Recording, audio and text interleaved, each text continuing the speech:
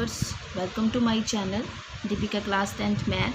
आज हम कर रहे हैं chapter 4 class 10th NCERT maths exercise 4.2 question number 2 of second part. कहता है a cottage industry produces a certain number of toys in a day. The cost of production of each toy was found to be 55 minus the number of toys produced in a day. On a particular days, the total cost of production was rupees 750. We would like to find out the number of toys produced on that day. एक cottage industry है जो एक दिन में number of certain toys बनाती है, ठीक है। The cost of production of each toy was found to be 55। कहता है कि जो कॉस्ट है, कॉस्ट ऑफ प्रोडक्शन है, मतलब जो भी उसमें पैसा लगता है ईच टॉय का, वो 55 माइनस कर दिया जाता है नंबर ऑफ टॉय। एक दिन के जो टॉय की वैल्यू है वो 55 माइनस कर दी जाती है, ठीक है। On a particular day the total cost of production was rupees 50। एक पर्टिकुलर डे में जो टोटल कॉस्ट प्रोडक्शन की है वो 750 रुपये की हो जाती है। तो हमें क्या फाइंड आउट करना है? Number of toys produced on that day. हमें नंबर निकालनी है, टॉयज़ की संख्या निकालनी है कि मतलब उस ऑन दैट डे मतलब उस दिन कितनी बने टॉय। तो हम नंबर ऑफ टॉयज़ निकालेंगे। फर्स्टली इस क्वेश्चन में क्या कह रहा है गाइस, देखिए। मान लीजिए आप मार्केट से जो है 7 पेन्स परचेज़ करते हैं। आप 7 पेन ख़रीदते हैं मार्केट से, और जो 1 पेन की जो कीमत है, प्राइस है, वो कितने हैं? 10 रुपीज़, ठीक है। ये तो मेरा पेन हो गया, 7 पेन टोटल पेन्स हो गए, और एक पेन की कीमत जो है 10 रुपये है। तो टोटल पेन की कीमत क्या होगी? 7 × 10 70। आप शॉपकीपर को या स्टेशनरी वाले जो होगा, आप उसको 70 रुपीज़ ही तो देंगे। तो मतलब मुझे इसमें क्या करना है, नंबर ऑफ पेन्स के साथ मुझे कॉस्ट को भी मल्टीप्लाई करना है। जब तक मैं 7 को 10 से मल्टीप्लाई नहीं करूँगी तो मैं पैसे कैसे दूँगी? क्योंकि एक पेन की जो कीमत है वो 10 रुपये है, 7 पेन की कीमत कितनी होगी? 70 रुपीज़। ये आगे करते हैं जो आपको अच्छे से पता चलेगा। तो सोल्यूशन करते हैं। जो भी फाइंड करने को कहा जाता है वही हमें लेट करना होता है।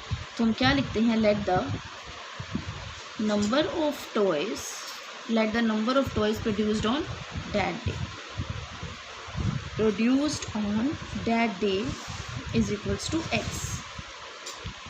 एक्स ले लिया।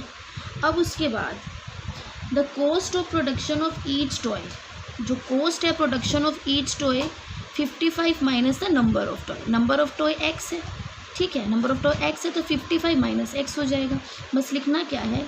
वही सेम जो ऊपर लिखा है, the cost of production of each toy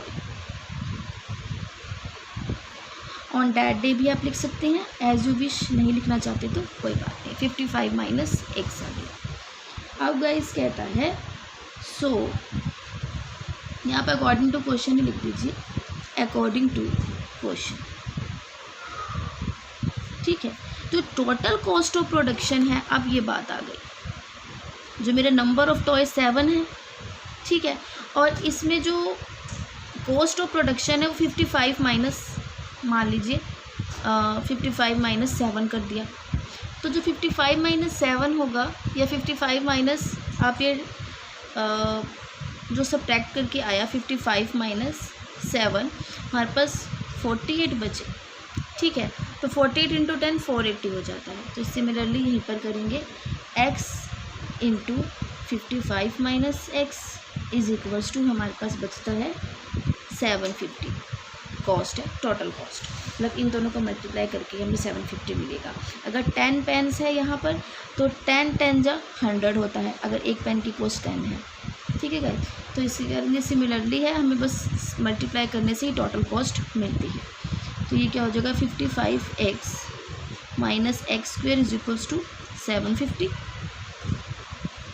and ये हो जाता है, मैं इसको जब इधर ले आती तो ये minus x square plus 55x minus 750 is equals to 0 है, ठीक है गाइज। तो मैं जब माइनस कॉमन लेती हूँ, x square minus 55x plus 750 is equals to 0। आप ये डायरेक्टली भी लिख सकते हैं। आप 750 के फैक्टर्स करने हैं।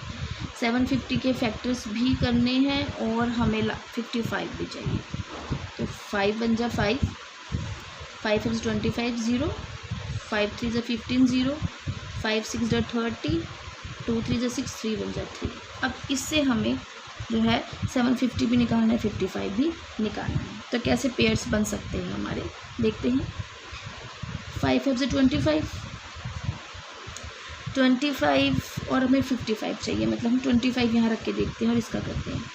5 2 से 10, 10 3 से 30, 25 और 30 आया। देखते हैं 25 + 30 जो है हमारा 55 भी बनता है, एंड 25 × 30 जो है हमारा 25 3 से 75, तो ये 750 भी बनता है। तो हम क्या लिखेंगे, x² - 25 30, 30x - 25x + 750 = 0।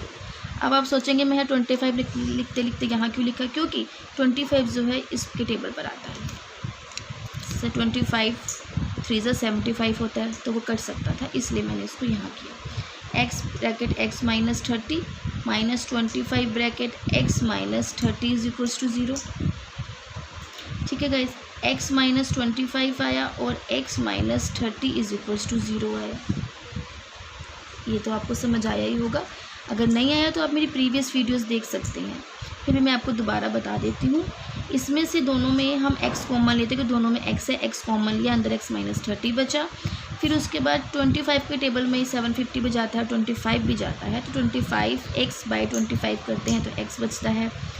उसके बाद 750/25 करते हैं तो 30 बचता है। तो ये 2 हमारे पास आ जाते हैं। तो अब क्या बचता है, x = 25 आ जाएगा और x = 30 आ जाएगा। कैसे, x - 25 = 0 एंड x - 30 = 0। तो x हमारे पास आ गया 25 एंड 30। तो number of toy produced on that day क्या होंगे, 30 एंड 25 एंड 25 एंड 30 दोनों हो सकते हैं। ठीक है, तो बस हम लास्ट में लिखते हैं, hence number of toys produced on that day were 30 and 25। ठीक है, अब अभी x की वैल्यू यहाँ भी पुट कर सकते हैं, तो आप लास्ट में लिख सकते हैं, number of toys produced on that day x = 25। अगर 25 लेते हैं तो 55 में से आप 25 कट करेंगे। अगर आप x किलो 30 लेते हैं तो ये 55 में से आपको 30 कट करके वैल्यू निकालनी पड़ेगी। तो हम इसको लास्ट में इतना ही लिख देते हैं कि hence number of toys produced on that day were 30 and 25। ठीक है, और 25 and 30, this is our answer. ठीक है गाइज, आई होप आपको ये क्वेश्चन समझ आया होगा। कोई भी डाउट हो तो आप मुझे कमेंट कर सकते हैं। प्लीज़ मेरे चैनल को लाइक, शेयर एंड सब्सक्राइब करें एंड बेल आइकन को प्रेस करना ना भूलें, जिससे आपको डेली अपडेट्स मिलती रहें। Thank you, have a nice day.